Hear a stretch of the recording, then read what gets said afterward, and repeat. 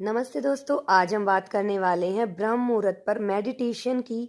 ब्रह्म मुहूर्त पर मेडिटेशन करने से क्या होता है और मेडिटेशन करने के क्या फायदे होते हैं, उस समय मेडिटेशन करने के क्या फायदे होते हैं और कैसे हम इसको फील कर सकते हैं।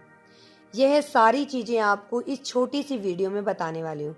यह वीडियो बहुत ही पावरफुल और बहुत ही हेल्पफुल होने वाली है, क्योंकि जब आप आखिर तक इसको पूरा सुनेंगे, आपको वो क्वालिटी टाइम पूरे दिन का जो स्पेशल होता है, जो बहुत पावरफुल होता है, जिसमें अमृत वर्षा होती है, उसके बारे में आपको जानकारी मिलेगी और आप भी इस चीज को करने के लिए अपने आप को रोक नहीं पाएंगे। तो सबसे पहले मैं बात करती हूँ ब्रह्म मुहूर्त की। ब्रह्म मुहूर्त इतना क्वालिटी टाइम क्यों होता है, पूरे दिन में इसको इतना स्पेशल क्यों कहा जाता है, क्यों कहते हैं कि ब्रह्म मुहूर्त पर मेडिटेशन करना चाहिए। मेडिटेशन का जो सबसे पावरफुल और सबसे बेस्ट टाइम जो होता है, वह ब्रह्म मुहूर्त ही होता है। यह बात आज के समय से नहीं, यह बात हमारे युगों युगों से चलती आ रही है कि ब्रह्म मुहूर्त का जो प्रचलन है वह हर ग्रंथ में बताया गया है। ब्रह्म मुहूर्त अपने आप में बहुत ही शक्तिशाली वक्त कहा जाता है। इसमें जो कॉस्मिक एनर्जी है वह बहुत ज्यादा पावरफुल होनी चाहिए। यानी ब्रह्म मुहूर्त में ब्रह्मांडी ऊर्जा अपनी चरम सीमा पर होती है। ब्रह्मांड में इतनी ज्यादा शक्ति होती है कि आप ब्रह्म मुहूर्त पर मेडिटेशन करते हैं, अगर ध्यान करते हैं, मंत्र जाप करते हैं, या बस आप उठकर बैठ भी जाते हैं और अपने आप को महसूस करते हैं, तो वह चीज भी आपकी जिंदगी में जादू ऐड कर देती है। ब्रह्म मुहूर्त को मैं आपको इस छोटे से एग्जाम्पल से समझाने की कोशिश करूंगी कि ब्रह्म मुहूर्त पर मेडिटेशन करना क्यों जरूरी है। मान लीजिए आपको कहीं जाना है, आप एक लंबे सफर पर जाने वाले हैं जिसका रास्ता है 4 घंटे का। आप जैसे ही सुबह 8-9 बजे निकलते हैं, आप देखते हैं आप बहुत ज्यादा ट्रैफिक में फंस चुके हैं। आप अपने शहर से ही निकलते हैं, आधा पौना घंटा वहीं आपको हो गया, और जहां आपको जाना होता है 4 घंटे की जगह आपको 5 से 6 घंटे ऑलरेडी आपको लग गए। वो क्यों हुआ ऐसा? वो इसलिए हुआ, 8-9 बजे के दौरान आपके आसपास का जितना भी माहौल है वह एक्टिव हो जाता है। यानी सड़कों पर गाड़ियां चलने लग गई, ट्रैफिक होने लगा, सारे अपने अपने कामों में बिजी हो गए। तो इसी वजह से आपको भी वहां पर बहुत ट्रैफिक मिला और आप अपने स्थान पर जहां आपको जाना था वहां आप लेट से पहुंचे।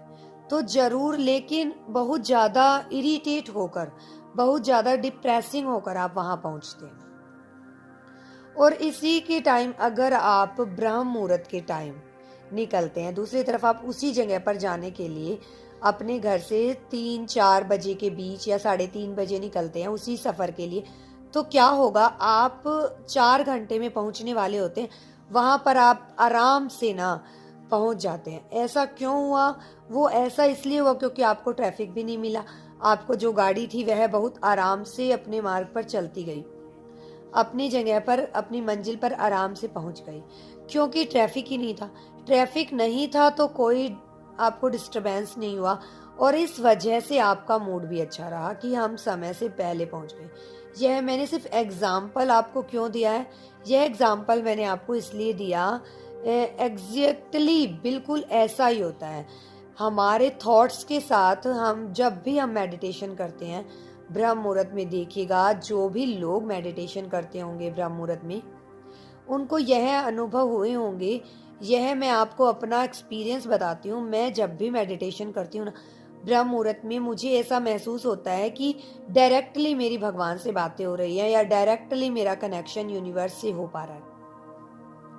कोई भी थॉट मेरे आसपास माहौल में नहीं होता, इतना शांत होता है, चिड़िया चहचहा रही होती हैं, क्योंकि जो चिड़िया होती है ना वो ब्रह्म मुहूर्त में ही उड़ जाती हैं। इतना ज्यादा शांति, इतनी ज्यादा, मतलब मन में ऐसा होता है कि ब्रह्मांड से हमारी सकारात्मक ऊर्जा हमें अपने आप ही मिल रही है, वो मेरे आसपास हैं। तो मेरे जो थॉट्स होते हैं, जो मेडिटेशन करने का जो आनंद होता है वह और भी ज्यादा बढ़ जाता है। और मेडिटेशन जो सिर्फ और सिर्फ मैं 15 से 20 मिनट की करने वाली होती हूँ, जो आराम से मैं आधे घंटे तक चली जाती है, यानी मैं अपना फोकस बहुत अच्छे से लगा पाती हूँ। और क्या मुझे फायदे होते हैं ब्रह्म मुहूर्त में मेडिटेशन करने से? ऐसा लगता है कि भगवान की और यूनिवर्स की जो शक्ति है उसने मुझे चार्ज कर दिया है और मैं पूरे दिन आराम से किसी भी तरह की कोई सिचुएशन हो, कोई भी चीजें क्यों ना हो, स्टेबल रह सकती हूँ। तो ब्रह्म मुहूर्त में मेडिटेशन करने का मतलब है अमृत को अपने अंदर धारण करना, अमृत को पीना। इट मीन्स टू, आप ये कह सकते हैं कि आपको सब कुछ अच्छा अच्छा फील होने लगता है। उसके बाद इस तरह से होता है उस वक्त जब मेडिटेशन करते हैं ना, तो खुद के थॉट्स भी हमें इतना परेशान नहीं करते। जब भी हम ब्रह्म मुहूर्त में मेडिटेशन करते हैं, और भी जो लोग हैं जो वो सोए हुए होते हैं, उनके कोई थॉट्स नहीं होते। जो वो यूनिवर्स से कोई अपनी विश के लिए कोई कुछ भी सोच रहा हो, वो नेगेटिव नहीं सोच रहा होता है हमारे बारे में या अपने बारे में, क्योंकि हमारे आसपास जो ओरा या ना ओरा होता है, या कोई हमें इतना नेगेटिव लगता है, नेगेटिव सोच रहा होता है, वो भी हमारे ऊपर कोई हावी नहीं होता। या फिर हम ही इतनी ओवर थिंकिंग कर रहे होते हैं, जो उस वक्त ना सबके थॉट्स एकदम शांत हुए होते हैं। बहुत ही कम लोग होते हैं जो ब्रह्म मुहूर्त में मेडिटेशन करते हैं, और जो ब्रह्म मुहूर्त में मेडिटेशन करते हैं उनको अलग ही प्रकार के एक चमत्कारी फायदे मिलते हैं। इस बात को आप मेरे से अंडरस्टैंड कर पा रहे होंगे, आप इस चीज को रिलेट कर पा रहे होंगे, जो लोग इस चीज को महसूस कर चुके होते हैं। अब आपको मेडिटेशन करना कैसे है? क्या डायरेक्टली आपको अपनी विश के लिए कुछ कहना है? नहीं, पहले अपने आप को चार्ज तो कीजिए, अपने आप को उस ऊर्जा से भरिए तो सही। वो इतनी अमृत रूपी, अगर आप उसको अपनी विश के लिए लगा देंगे सारा कुछ, तो आप बहुत ज्यादा डिप्रेसिंग में चले जाएंगे।